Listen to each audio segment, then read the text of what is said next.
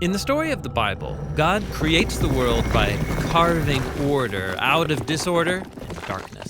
Like an artist, creating a place where life can flourish. Right. And still today, God's ordering power is at work, preventing the cosmos from slipping back into chaos and nothingness. And in the Bible, humanity has a key role to play in this ordering work. But to partner with God in that ongoing ordering of the cosmos, we need to be mentored by Lady Wisdom. Lady Wisdom? Who's that? Let's find out in Proverbs chapter 8.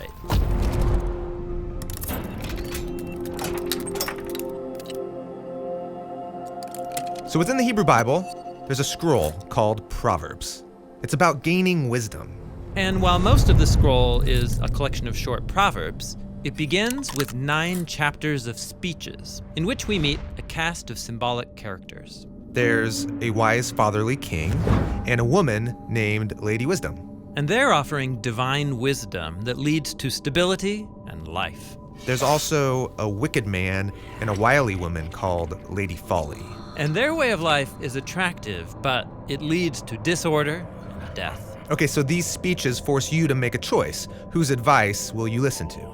Right, these contrasting couples are like poetic symbols of the many voices out there telling us how to be human.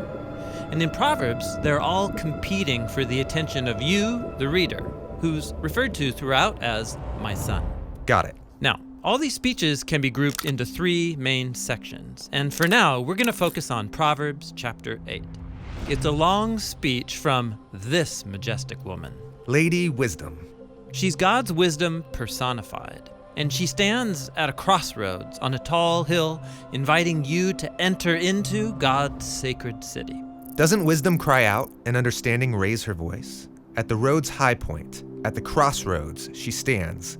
Besides the gates going into the city, at the entrance, she shouts. And then Lady Wisdom begins her speech. It has 4 main parts. In the first part, Wisdom declares her value. Choose my instruction instead of silver, and knowledge rather than pure gold.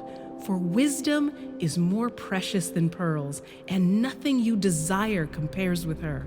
So living by God's wisdom can lead to the most valuable things in life.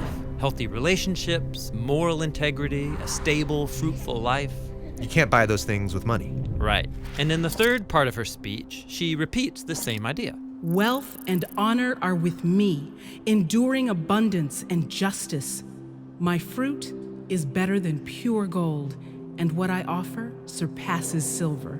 Now, let's back up to the second part of her speech, where we learn that God's wisdom is very practical. In fact, humans depend upon it every day, whether they know it or not. Through me, kings reign, and rulers issue decrees that are just. Through me, princes rule, and nobles, all who judge with justice. Now, that phrase, issue decrees, comes from the Hebrew word chakak. It means literally to carve or engrave.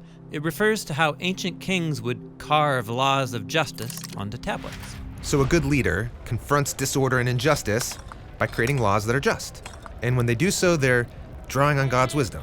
Right. Wise leaders become images of God, who also creates, by his decrees, carving order out of chaos. But God's decrees aren't written on tablets. Rather, they're woven into the fabric of creation itself.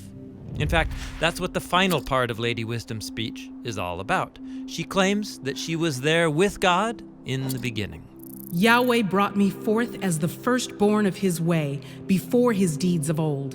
In the remote past, I was formed. From the beginning, from the earliest times of the land. Now watch, she's going to repeat that Hebrew word, chakak, to describe how God carved order into the world. When he established the skies, I was there. When he carved a horizon on the face of the deep waters. Here God is splitting the dark, chaotic waters in half, making the waters above and below. And he carved a boundary for the sea, so the waters don't cross his command. This is God creating the boundary of the dry land, holding back the sea so humans can flourish in peace. When he carved the foundations of the land, I was there.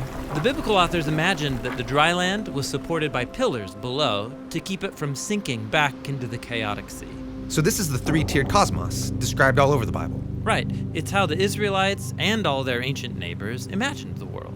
And notice, the dry land is sustained and protected from the surrounding chaos only by God's wise carving abilities. That's beautiful. It is.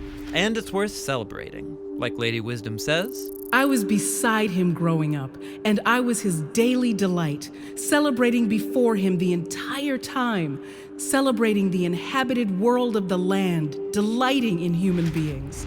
God's wisdom delights in the ordered universe and also in humanity. yes, because humans are the image of God, called to live by divine wisdom as they carve out their own little spots here in his world. But humans often reject God's wisdom, doing what's right in our own eyes. And in the Bible, that's how humans drag creation back into chaos and darkness. It's only when we live by God's wisdom that we join his project of ordering the world, creating space and communities where all of God's creatures can flourish in peace.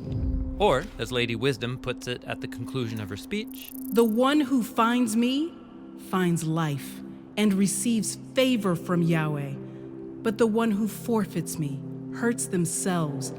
Those who hate me love death.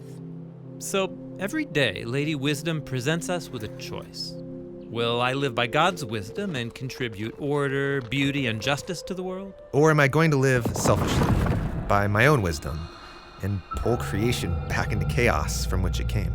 That's the decision that lay before humans throughout the story of the Bible, and still today. Which way will you choose? Lady Wisdom is waiting for our answer.